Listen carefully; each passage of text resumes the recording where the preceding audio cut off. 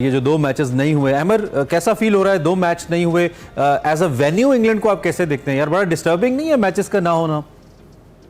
हाँ जी, बिल्कुल। आप वो बड़ी एक हैरत अंगेज सी बात लगती है कि दुनिया में कितनी तरक्की होगी, लेकिन स्टिल समहाउ अनफॉर्चुनेटली नेचर के हाथों हम मजबूर हैं कि हम कुछ कर नहीं पाते हैं। और इत्तेफाक ऐसा है कि वो मैं एक स्टैट देख रहा था, मजहर अरशद जो बड़े अच्छे स्टैटिस्टिशियन, उन्होंने शेयर किया था कि पाकिस्तान के पहले पूरे मतलब T20 हिस्ट्री में को 2 से 3 मैच बारिश की नजर हुए, और पिछले 15-20 मैचेस में से हमारे बहुत सारे यानी 7-8 मैच शायद बारिश की नजर हो गए। तो ये जो टेन्योर है, यही कोई बहुत प्रॉब्लमेटिक हमारे लिए चल रहा है। अच्छा, somebody was telling कल मुझे, मैं श्योर नहीं हूँ, ऑडियंस में से किसी एक ने ये बताया कि हम कोई इस 2024 के अंदर 15 में से सिर्फ कोई 5 या 6 मैच हम जीत सके और कोई 8 मैच हमने हारे हैं T20। क्या ऐसा ही है? और अगर ऐसा है तो ये तो बड़ा अलार्मिंग है before going into the world cup, अमर।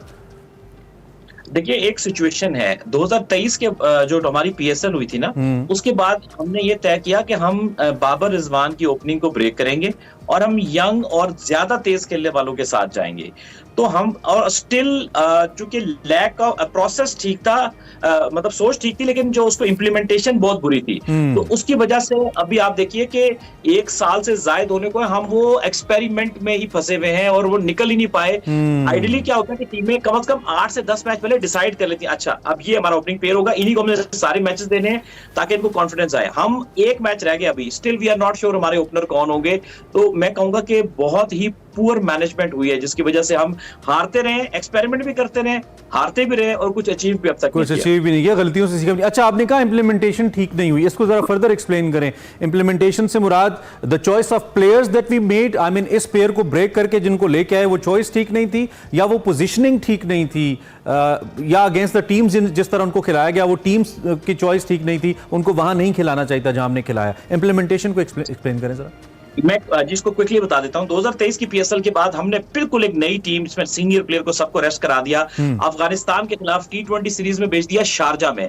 एक ये कि शारजा का पिच बड़ा मुश्किल है, हम बैटिंग पिचेस में हमारे प्लेयर रन करके आ रहे थे, इनएक्सपीरियंस प्लेयर थे, शारजा का फंसा पिच होता है। दूसरा, दुनिया का सबसे बेस्ट स्पिन अटैक अफगानिस्तान के पास है, और फिर शारजा में वो बहुत क्रिकेट खेलते हैं, हमारे प्लेयर नहीं खेले हुए थे।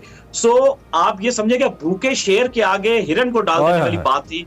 तो बहुत ही पुअर चॉइस थी कि एक्सपेरिमेंट करने की, किस सीरीज में करना चाहिए ये भी देखना पड़ता है। उसके बाद फिर आप जो है वो खुल के एक्सपेरिमेंट भी नहीं कर रहे थे, कभी बाबर ओपन तो कभी साथ दूसरा एक, कभी रिजवान ओपन तो कभी दूसरा एक।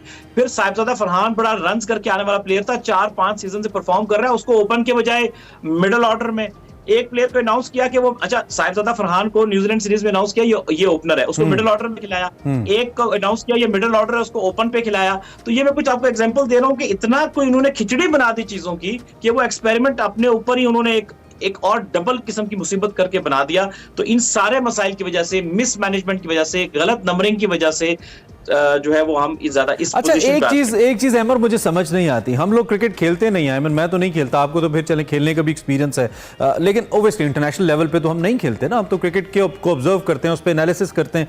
हम अगर टेक्निकली इतनी बातों की निशानदेही कर सकते हैं, या आप जैसे जो लोग हैं, तो ये टीम मैनेजमेंट क्यों नहीं समझती यार? इनका हमसे कोई मसला है कि जो बात हमने करनी है वो इन्होंने नहीं करनी है ऑन ग्राउंड, या फिर को पर्ची कल्चर है, क्या है? I mean why it's not been happen? हम दुनिया से नहीं सीख सकते कि दुनिया कैसे कॉम्बिनेशंस बनाती है, कैसे एक्सपेरिमेंट्स करती है? क्यों होता है ये? फिर नियतों का फतूर है।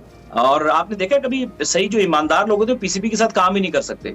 PCB के साथ वो बंदा ठहर जाता है जो जी हुजूरी करता है, जो एडजस्ट कर लेता है माहौल के अंदर, उनकी गलत बातों के साथ अपने आप को सेटल डाउन कर लेता है। अच्छा बंदा तो रुकता ही नहीं है। और नियतों का फतूर है, पता सबको होता है, जिसने इंटरनेशनल क्रिकेट खेली है वो बच्चा नहीं होता, उसको पता है सब कुछ क्या है। लेकिन 2 तेरे खेलेंगे, 2 मेरे खेलेंगे, बहुत सारे मामला आप समझते हैं ना, इसी वजह से गंडेरियां 2 तेरियां 2 मेरियां ये चल रहा है। ओके। कल आपने एक अपने फेसबुक के ऊपर आपने एक वो शेयर किया था जिसमें आपने मुख्तलिफ ऑफिशियल्स का जिक्र किया था, और यू वर सेइंग कि पूरी जफर मौज है जो कि वर्ल्ड कप में जा रही है, और उसमें I mean there were lots of coaches. यार मुझे तो पता नहीं था इतने कोच हैं पाकिस्तान टीम के, इंक्लूडिंग फिजियोज एंड ऑफिशियल्स मिला के, तो बहुत बड़ा नंबर बनता है। तो ये इतनी बड़ी तादाद क्यों हमें जरूरत पड़ रही है? इतनी तो हमारी टीम नहीं है जितने ऑफिशियल्स जा रहे हैं साथ। अच्छा, मैं अगर आपको इसमें ईमानदारी से बताऊं, दुनिया अब ना काफी ज्यादा ऑफिशियल्स कैरी करती है। मसला ना ऑफिशियल्स कैरी करने का नहीं है, ये इनका तरीका वारदात मैं आपको बताता हूँ। ये करते क्या है कि आप देखिए, जो साइकेट्रिस्ट होता है ना वो भी जाता है, या मेंटल फिटनेस वाला कोच वो भी चला जाता है। कोई मसला नहीं, आजकल दुनिया मेंटल हेल्थ को बहुत वैल्यू कर रही है, लेकिन ये इस आड़ में अपना को बंदा एडजस्ट कराते हैं। चल तेरा टूर हो जाएगा, तेरी डेली बन जाएगी, तेरे पैसे, यानी एडजस्ट करते हैं लोगों को। ये उसका जो सही फायदा जो बाहर के मुल्क वाले या यूरोपियन या गोरे, जिसको हम आम लफ्जों में कहते हैं, उठाते हैं, ये उसमें बंदे एडजस्ट करते हैं। फील्डिंग कोच ले जाएंगे। अच्छा, मैं आपको इनकी वारदात बताता हूँ। थ्रो डाउन जो प्लेयरों को करता है ना, चल यार आज तेरा टूर लगवा देता हूँ, तेरी मौज लग जाएगी। तो ये इस तरह से चीजों को लेके और चलते इस तरीके से फिर हमारी क्रिकेट अल्टीमेटली बुरी तरह सफर करी। I agree. थोड़ा सा टेक्निकल साइड पे आ जाएं। अब चलें, जो हुआ वो तो हुआ, आगे बढ़ना है। स्पोर्ट्समैनशिप आगे बढ़ने का नाम है। 4th T20 जो हमने खेलना है, उसमें क्या स्ट्रैटेजी है you expect being a cricket viewer होनी चाहिए हमारी? एक तो हम वैसे एक्सपेक्ट कर रहे थे कुछ 2-3 चेंजेस। हम वी वर एक्सपेक्टिंग कि आजम ड्रॉप होंगे, शादाब भी रेस्ट करेंगे, हारिस भी मे बी ना हो, लेकिन चौथे मैच में अब क्या आप एक्सपेक्ट करते हैं? बिकॉज डू एंड डाई है यार, एक मैच तो जीतना है हमने वर्ल्ड कप से पहले। मेरा ये ख्याल है कि आपको बहुत ज्यादा चेंजेस नहीं करनी चाहिए। जो भी गलती जो है ना, गलती को सही करें, प्लेयर को बाहर ना निकालें।